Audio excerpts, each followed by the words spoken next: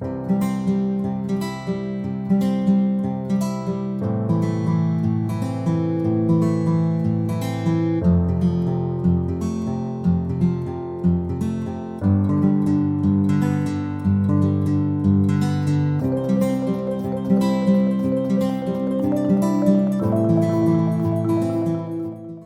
love can build a bridge, right? Mm-hmm. Yes. So we can start right here, right now, allowing love to be that bridge between you and me, between us and all beings. Let no one outside of our love. So today I want to tell a story about a farm. Well, a farm that really isn't a traditional farm. It's a farm that grows people. Women people, to be specific. It's a farm that cultivates and grows souls, that mends wounds, that restores being and resurrects lives. It's a farm that does all of this for women who have been injured by some of life's most difficult challenges and painful experiences. The name of the farm is Thistle Farms. You may have heard of it. It's a farm that is a 2-year residential program for women who have been victims of violence, women who have been in the sex industry, who have been trafficked, women who have been part of addiction. Thistle Farms is a farm with a mission, based on the belief that love is the most powerful force in the world, because love can heal. Love is the most powerful force in the world, because love can heal. That power of the healing love. Now, Thistle Farms obviously isn't a traditional farm with crops, but Thistle Farms does produce a safe living environment for women. Meaningful work and jobs. Right there on the farm, they work manufacturing candles and jewelry. It's a lot of products that they make right there. So the women have a built-in job, a meaningful job, because love heals. Produces a network of lifelong support, a sisterhood, if you will, for at the end of that residential experience. Thistle Farms was formed in 1997 by Reverend Becca Stevens with the idea that love is the most powerful force in the world, because love heals. Unity co-founder seems to agree.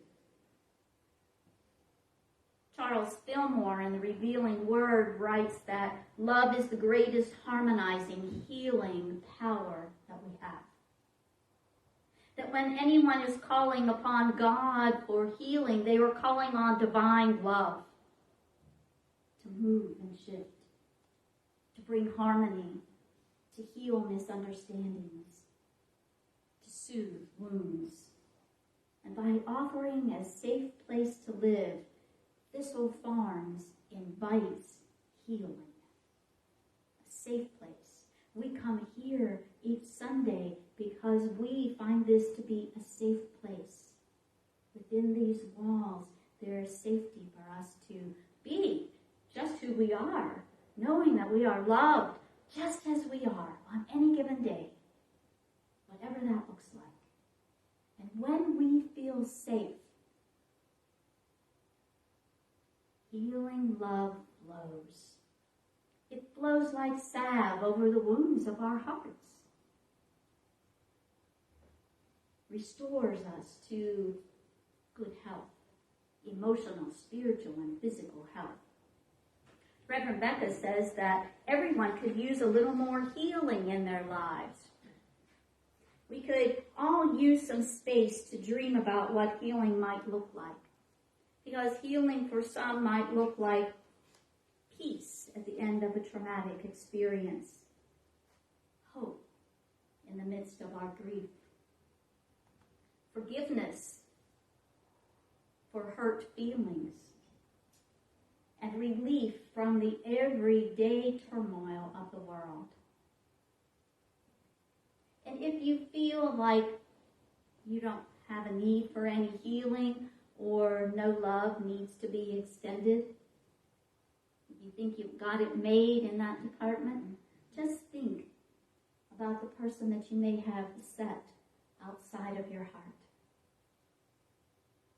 There might be one, perhaps it's you, yourself, that you have found to be not worthy of your love. But always remember that love is the most powerful force in the world, because love heals. So think back to a moment of anger or rage or resentment. All of those feelings come. I believe they come as invitations for love to come into our heart, to soothe those spots, those bruises, those hurts that we all have. It's an invitation for love. So notice when you last felt angry, even a little bit of anger, even frustration. You know, the anger has degrees. It doesn't have to be full-on rage. It can be perturbed, just a little twitch of out of sorts. All of that is in the realm of anger. That's an invitation. And I believe with all my heart that that invitation comes at that precise moment, because at that very moment we are ready to receive the love, all the love it takes to heal the wound that stirs the anger that makes us rage. I believe at that very moment when those feelings are so strong that we have all that it takes, that we are capable of healing whatever it is that stirred that rage, that we're fully equipped to deal with it. And there's even a space in us that's desiring that healing, that's desiring that wound, or if it's gaping wound, or if it's a little sore, whatever size that wound is, however deep that wound is, there's something in us that is inviting healing, that's looking for love, so that we can heal that wound that is beneath the rage, the anger, the resentment, so we can heal it and move on and be that presence of love for others. That we can feel that love for others. That we can infuse what we do with love. When we feel safe, I believe our confidence grows. We feel stronger in ourselves and who we are and what we are. That we are beloved, not just of God, but we love ourselves enough to nurture and nourish ourselves. And it's then we can sit and listen to that inner guidance, because we have nothing left to fear. We've stepped into that hurt, that wound, and we know that there's nothing to fear in there. That it's an open space for healing.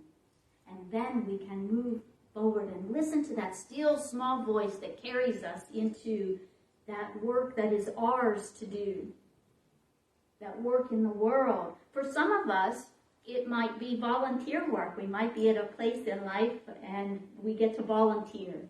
And for some of us, it might be bill-paying work. And for others, it might be a combination of both, volunteering, but meaningful ways to spend our days, ways that we contribute in the world that perhaps only we can. That only we can. Maybe we can participate. It matters not so much what we're doing. What truly matters is how we're doing it. On my kitchen counter, in many places around, I have posted 1 Corinthians 16:14. Let all you do be done with love. Let all you do be done with love. I have a friend who moved to Hawaii and decided they were going to become a housekeeper. I was curious. I like my house clean. I keep my house clean. But I was curious as to why he would go all the way to Hawaii and become a housekeeper. It was only one of the things he did, but he said, "Oh, Karen, it's a gift. I get to go into another person's house, tidy up their messes, and fill their home with my love. That every room I go into, I clean it from top to bottom, and I infuse it with my love. So that when the family comes home at the end of the day, they are receiving my love. Oh my gosh, let all you do be done with love." Gives me goosebumps just to think. Who would imagine? I certainly didn't imagine going into somebody's home to clean and to fill their space, so that then when they came home, it would be vibrating with love. So let all you do, regardless of what it is you do, be done with love. If you do not feel love when you're doing your laundry or your dishes, don't do them until your heart is filled with love. You are infusing those clothes, those linens, those dishes with whatever's moving inside you. So if you're grunting and groaning and stomping your feet about having to do this chore, that's what you're fusing into the bed linens that you put on your bed that a person sleeps in. Is that what you want people to sleep in? When you can do it with love, take it on. Because then you are infusing that high vibration of love, that high consciousness of love into everything that you do, everything that you touch. You are impacting the world in many ways. There's biblical scripture that references caring for others with love. Romans 12:13 says, "Share with the Lord's people who are in need. Practice hospitality." Think of practicing hospitality. We're not grumping and groaning and sour faces. When we practice hospitality, it's joyful, it's uplifting, it's open and loving and kind. Proverbs 3:27, "Do not withhold good from those to whom it is due when it is in your power to act." Do what is yours to do, always, and do it with love. So love heals in several ways, and we're going to touch on those ways throughout the month of February. And for today, we're going to talk about how love heals through our rituals. And Becca Stevens shares this idea when she says, "God set me on this path of healing again. Set me on this path of healing again. Turn me to the rising sun when I need to be inspired. Turn me to the wilderness when I need to be lost. Turn me to the wilderness when I need to be lost. Turn me to work when I need to do work. Turn me toward the mountain when I need to retreat. So that in turning, I find your love and your grace all around." Turn. So how does love heal? It heals when, first let me say, many people believe that we are either expressing love or seeking love. When we're expressing love, we know what that looks like and what that feels like. And when we are seeking love, I think of toddlers and tantrums and misbehaving, and I think of teenagers rebelling and acting out and resisting, seeking love, asking to be loved. So we have just with a framework of how we show up. So we are either expressing love or seeking love. So in my mind, love heals when we remember. When we remember that we are spiritual beings and we're gifted this period of time in this human form, this that we call life. When we remember that we're spiritual beings first and foremost before anything. This human experience can't fulfill our need for love, romantic love, brotherly love, yes. But spiritual love is from spirit. Love heals when we remember that we are always, without exception, connected to our source. We can't be disconnected only in our own thinking. I am the only one that can turn away from that connection. I can close my eyes, I can close my heart to that connection. But it's still there. We don't have a God that's imposing God's self on us. We have a God that's patiently sitting and waiting for us to turn.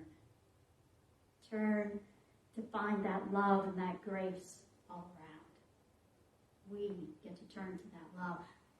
But we are one with that. We are one with each other. If we think that we're separate because we have this form, this body, that we occupy a different place in our seats, that we go to our own cars, that there's that thread that connects us one to another through all eternity. When we remember that we are one with that source, and our source is love. Scripture tells us that God is love. We are connected to that love. We are that love because we are that source. We are with that source. So when we look at a puppy, playful, loving, licking us, jumping all over us, or when we look at a baby, a toddler, last week I held a baby who was 8 or 9 months old. That baby was love. That baby was pure love. Didn't know me from anybody, but that baby was love. At ease in my arms, just love. I could feel the love from that baby. Goldfish, maybe a little harder to tell, but this is love's innocence, love's purity. Babies and puppies have to be taught to be something other than love. They have to be taught to be something other than that. So our source, God, whatever term of endearment you have for that essence and energy that moves in all the universe, that abides in us, that is around us and through us and expresses as us, whatever that is, we're part of that. And we're always seeking to return to that. We're always seeking to swim in that field of love. It's like the teenager who's rebelling or acting out, the toddler who's tantruming, looking for that love. We are always seeking to get back to that.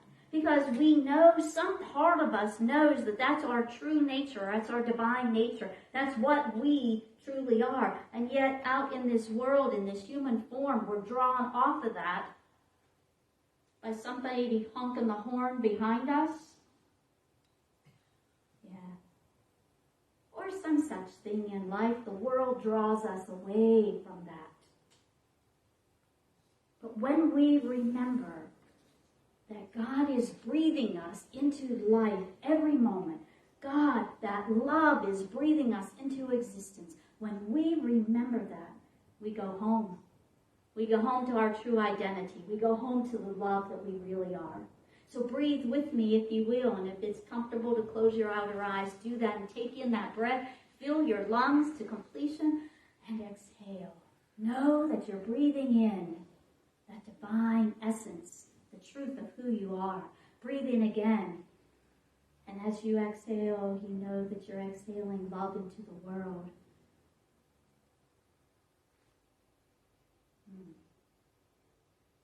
Breathe in again and know that you're breathing that which is the cause of all life.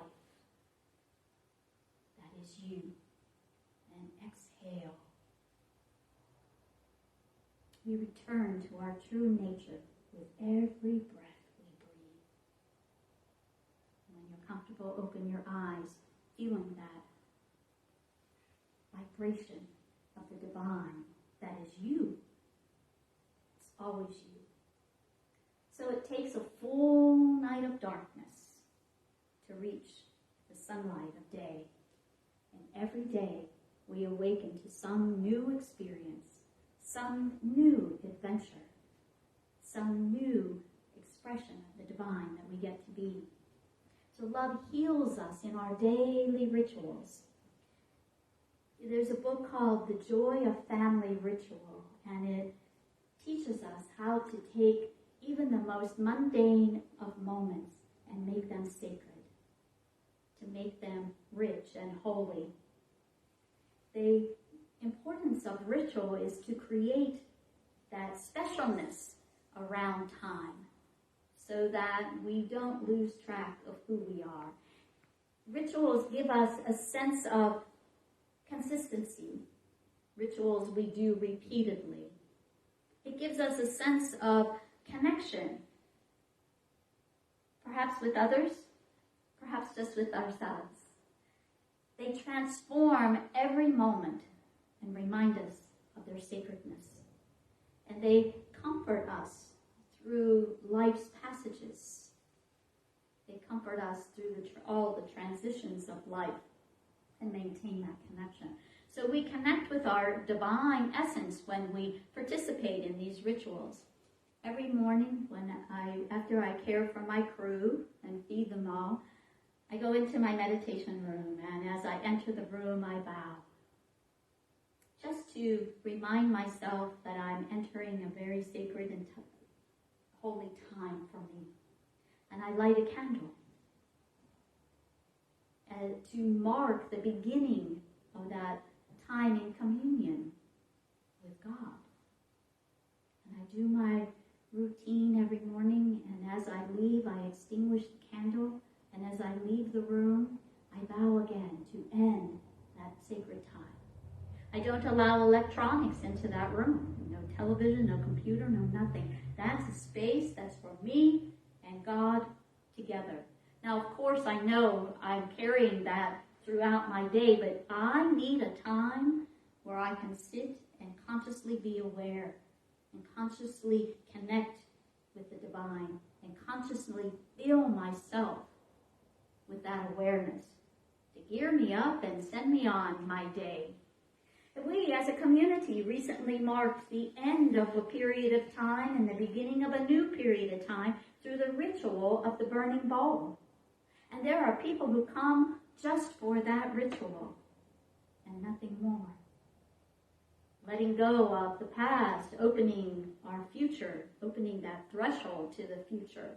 And later this month, we will begin the season of Lent with the observance of Ash Wednesday, preceded by Fat Tuesday.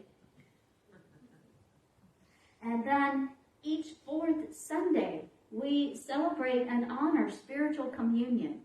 And for some of us who grew up in very traditional churches, unity, spiritual communion is just a little bit different.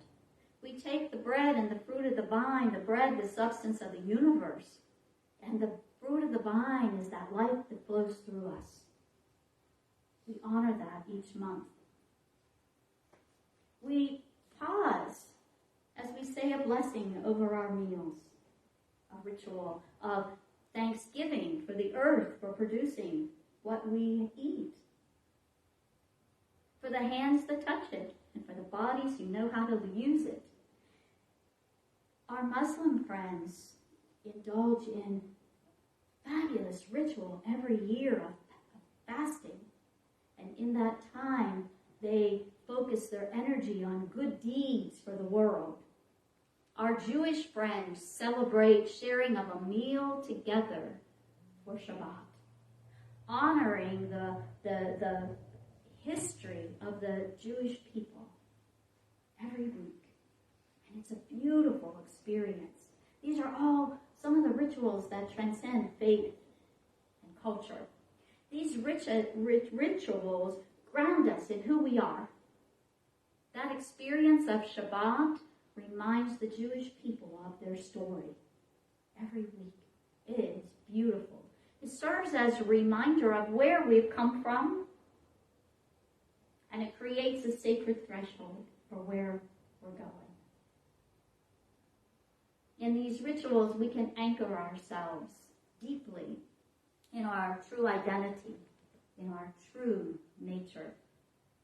Our time of prayer and meditation that we participate in every Sunday is a beautiful ritual of going within, of honoring our oneness with God, honoring that, allowing that divine to express as us, to hold ourselves in that posture of love, in love, surrounded by love, expressing love. Practicing these rituals of art, they might be small things. You can create any experience of your day into a beautiful ritual of remembering. We do that each and every Sunday. And we open to allow the space of the truth that love is the greatest power we know, because love heals. Let it be so.